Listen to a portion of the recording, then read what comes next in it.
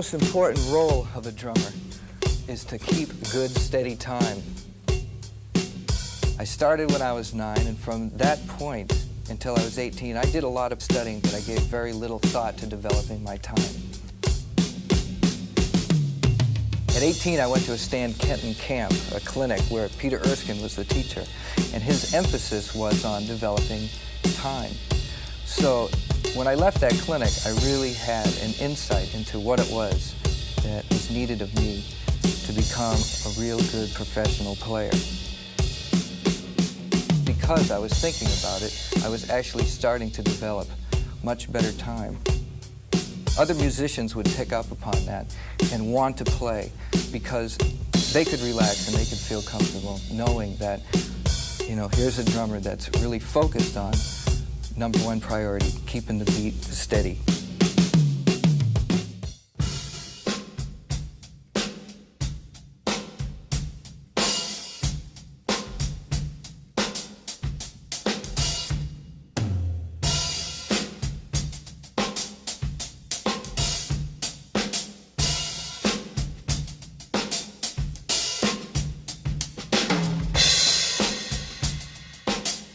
When playing or talking about straight eighth note music, that is like funk or pop kind of stuff, I still consider the quarter note the most important part of the beat. But it's the subdivisions that make the music sound the way that it does.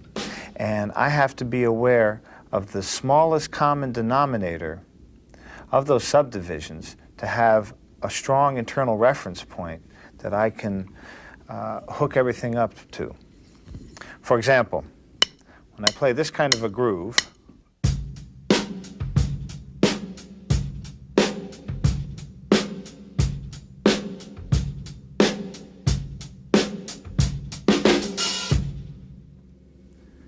it's what most people would consider an eighth note groove.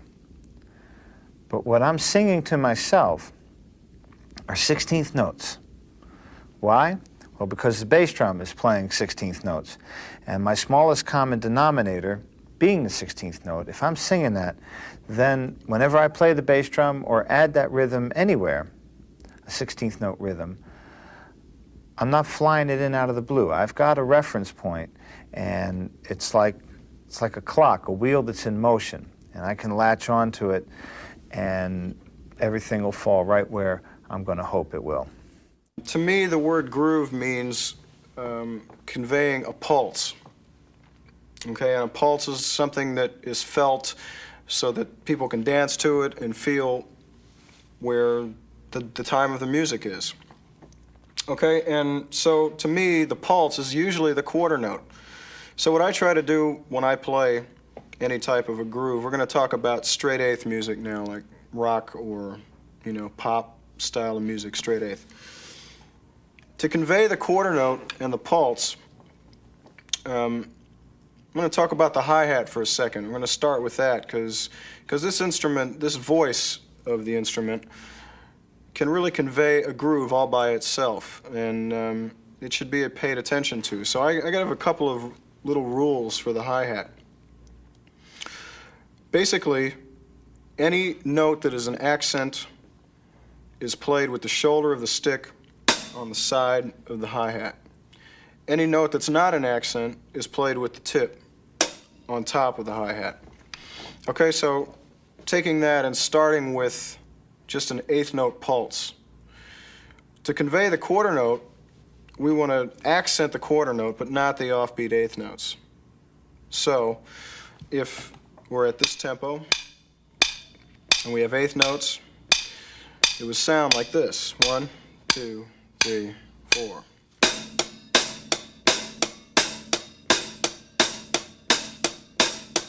All right, now notice the motion. This is a very simple thing to do. If you just play the quarter note with the shoulder and the offbeat with the tip, all I do is raise my whole wrist, my whole arm, bend the wrist, and drop the stick in time on the offbeat eighth note. So I'm really concentrating and focusing on the quarter note and that pulse. So just lift it and drop it.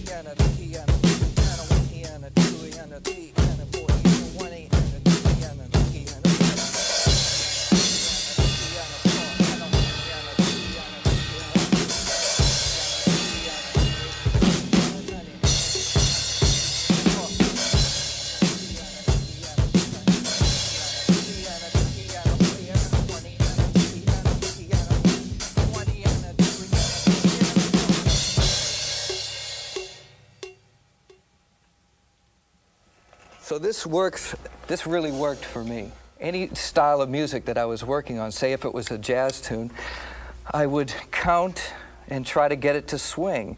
Maybe sing the bass line or sing the melody along with the counting. But I really realized is if I focused on internally concentrating on the beat, then externally my playing would start to fall into place and feel very comfortable. It's partly the drummer's role, right, to keep the time and to establish a certain confident time feel. And the way that I found that I can build that and practice it and get a confidence feeling across is, number one, every time you try to practice a time type of thing where you're going to be playing in time, you should use some sort of a click track, some sort of a metronome that you can hear. Okay, it's very important that you can hear it. Something that can be used with headphones or loudspeakers. The idea basically for playing in time is to get it inside of your body first before you try to get it out of your body. All right? What I try to do is every time I hear a click or if I hear somebody counting off a tune, the first thing I start doing is counting the subdivisions, or singing the subdivisions, really, because I don't mean counting 1 eanda, 2 eanda, or anything like that. Basically singing like the fastest subdivision that makes sense for the groove. And it generally will be 16th notes. Okay, say if we're at a tempo like that, the minute I hear that, the first thing I start doing is going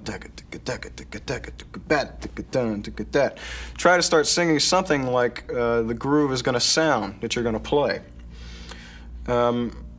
Basically, so like I said, once it's inside of you, then it's very easy, or it's easier anyway, to get it outside because you've got it, it's internal. So what we're trying to build here is an internal clock, something that's inside that really never leaves, okay? You need to be able to practice everything with a drum machine, but eventually you need to be able to do it without a drum machine or a metronome. These things can become crutches. For 2 years I practiced with a drum machine and worked on my time, and it became very steady. But whenever I played without a drum machine, I felt helpless. So I want you to practice without a drum machine. I want you to be your own drum machine. I want you to hear that click in your head.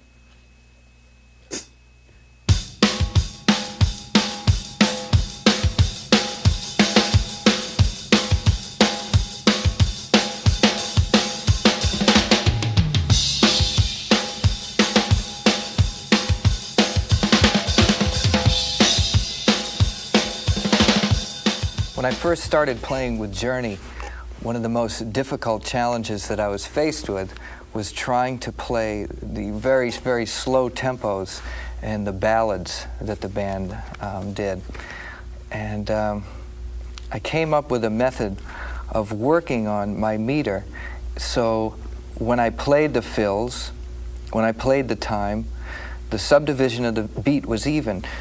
In those slow tempos, it was very easy to get a little bit off, and especially when playing a fill, to come out and maybe a little bit ahead or a little bit behind.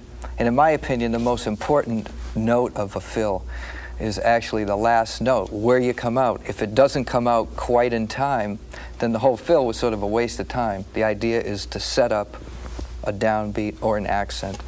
So I developed this method of playing a very slow samba with my bass drum and then just practicing simple stuff on top of it. Quarter notes, eighth notes on the beat, or quarter notes or eighth notes off the beat.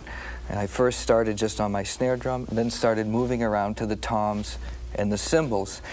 And the end result was I felt much more comfortable with the slow tempos and had a lot more freedom to play without being so concerned with the accuracy.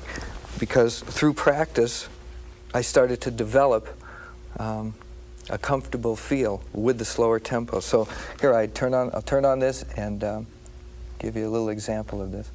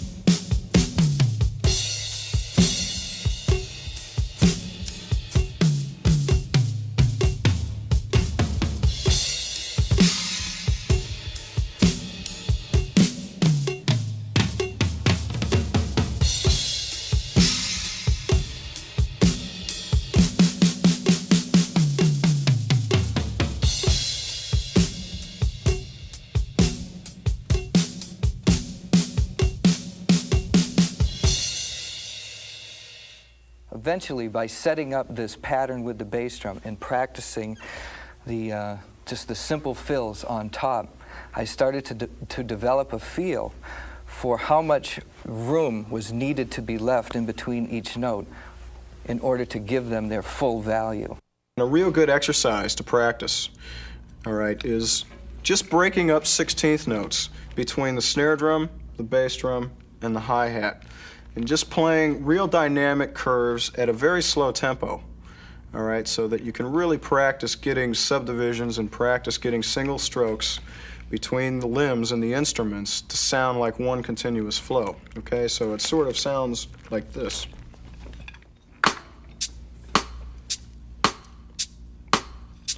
One, two, three, four.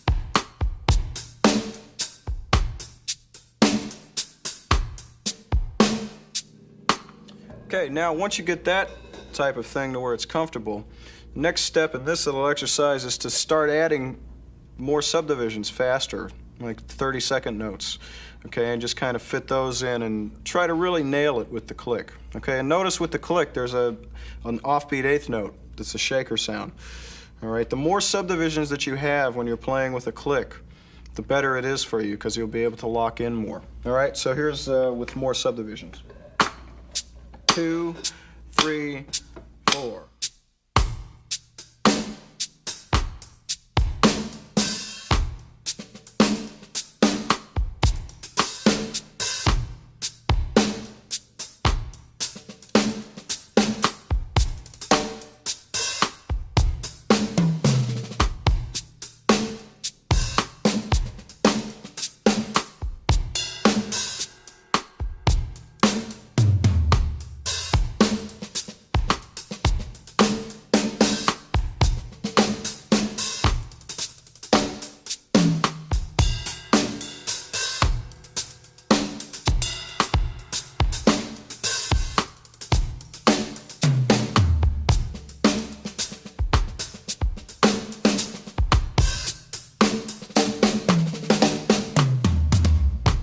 The key to any beat's success is being able to play it simply and to play it well. Now, the first time that you meet any piece of music, whether in a recording session situation or playing with a band for the first time or playing just a piece of music with a band that you're already in, you want to shake music's hand, look it right in the eye and say, "How are you?" and then wait for a reply. I think if you add too much of yourself to it the first time through, you're really not getting a chance to hear what it is you got to do. For example, you go into a studio and you got a piece of music in front of you and it says funk beat. And I'm talking about a general kind of recording situation, some kind of commercial thing. I don't think it'd be a good idea to approach it like this. 1, 2, 3.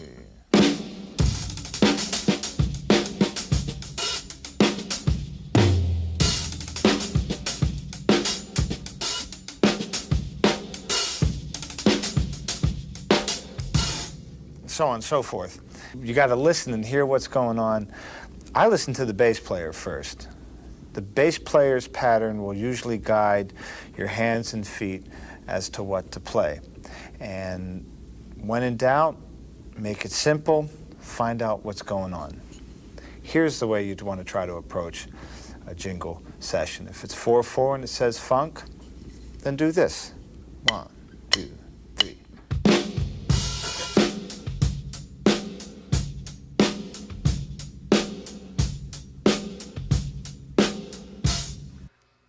A lot of times when you hear a song on the radio, you probably think, oh, I can play that beat. That's really basic. That's really simple.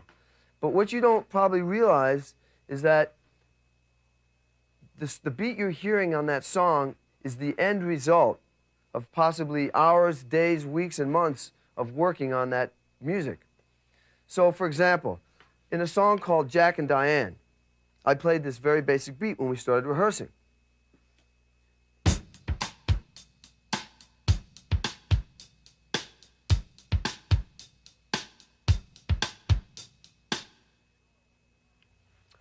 But the end result was a lot different than what I just played you. We tried many, many different things, and this is what we eventually came up with.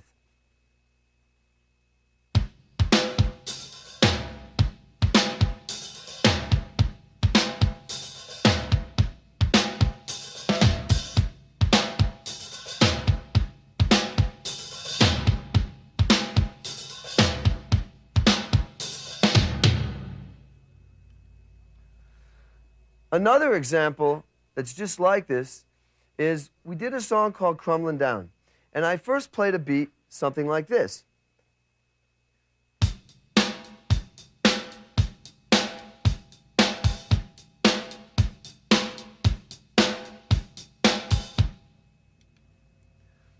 Well, I'd played that beat many, many times, and I was trying to look for something a little bit more unique.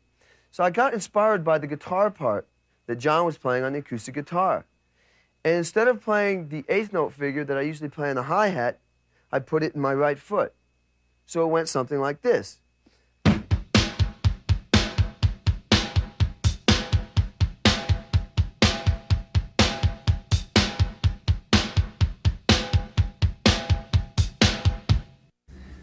I think it's a good thing to have enough confidence in yourself to play simply. You know, you don't have to show off. Play something simple and well, and you prepare the music for greater things to come. And you have some place to go. You know, something that is complex and busy and amazing all the time, it's kind of like bad wallpaper after a while. So, start simple. The music will start to tell you the things that you can do. For example,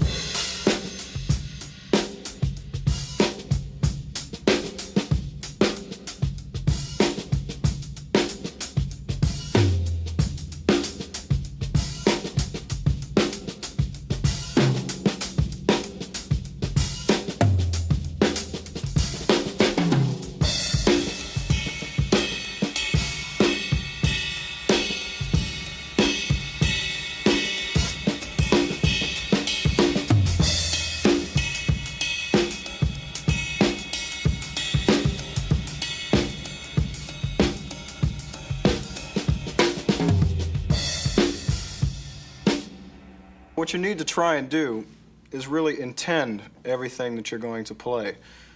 Just don't go for something, you know, and you're playing a certain groove.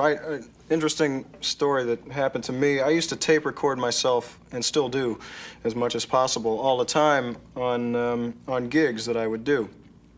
And at the time when I was playing, I would be doing something, you know, a certain groove, and while I was doing it, I thought it was like the hippest thing and the greatest thing. I thought everything was really happening.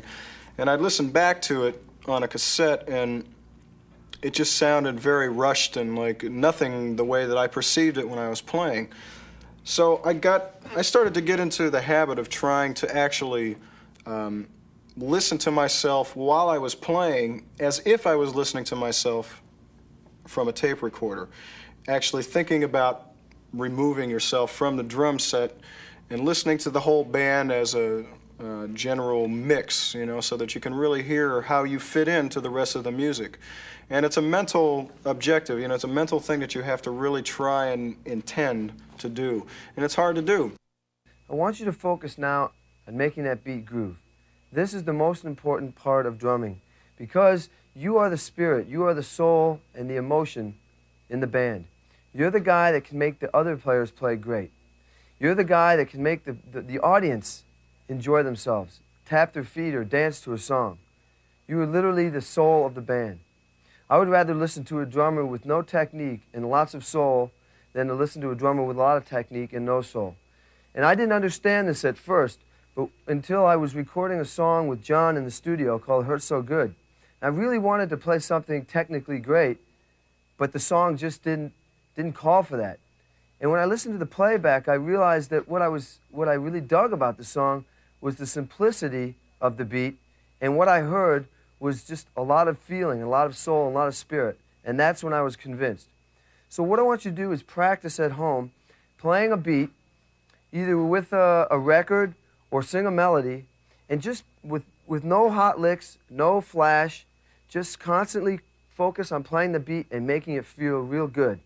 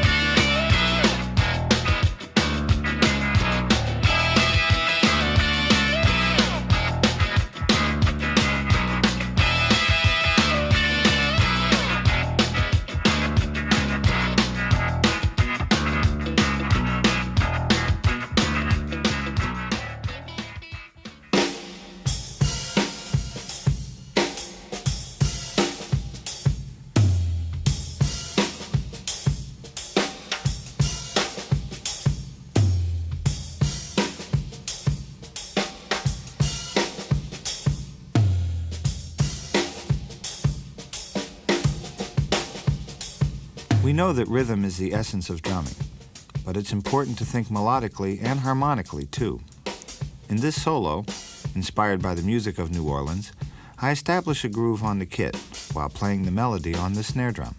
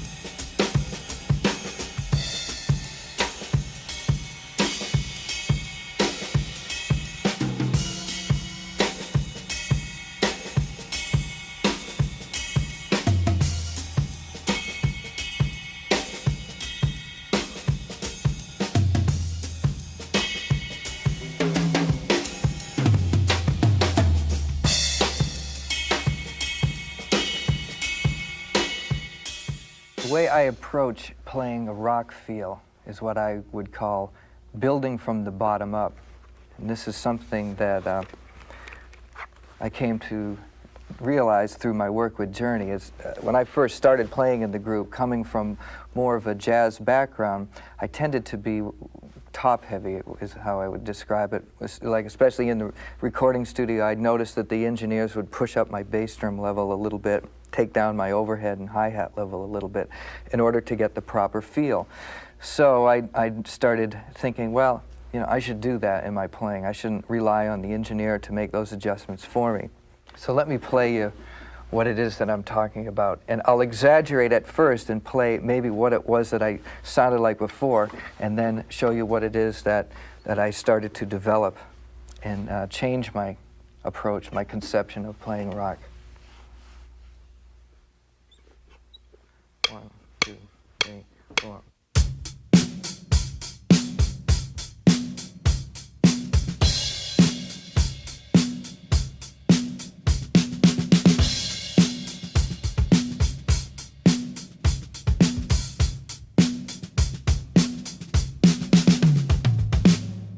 And then after trying to get more of that bottom heavy feeling, it sounded more like this. 1, 2, 3, 4.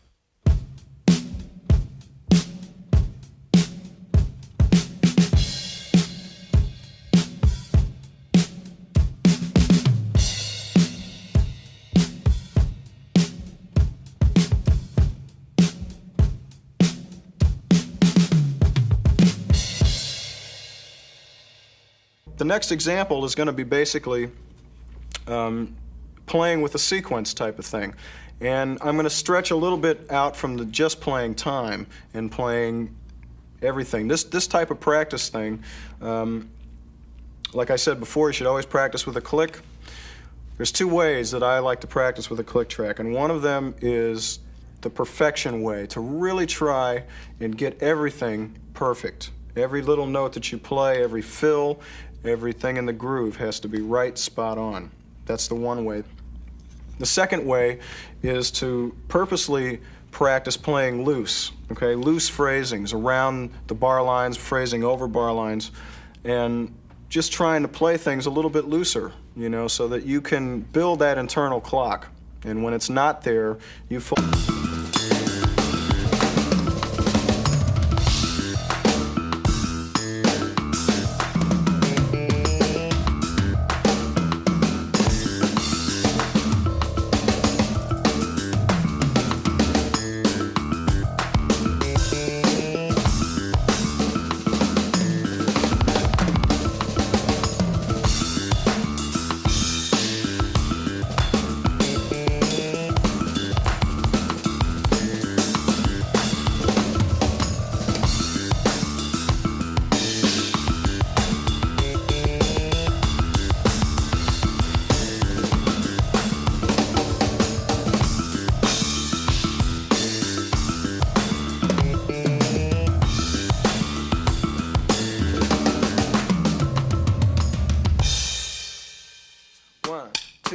One, two.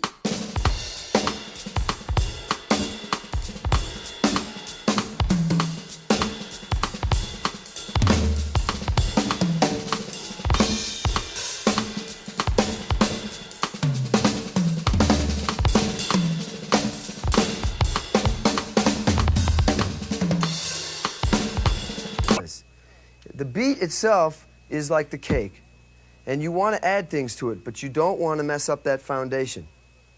So I'm going to play along with this tape, and I'm going to add creative ideas to it.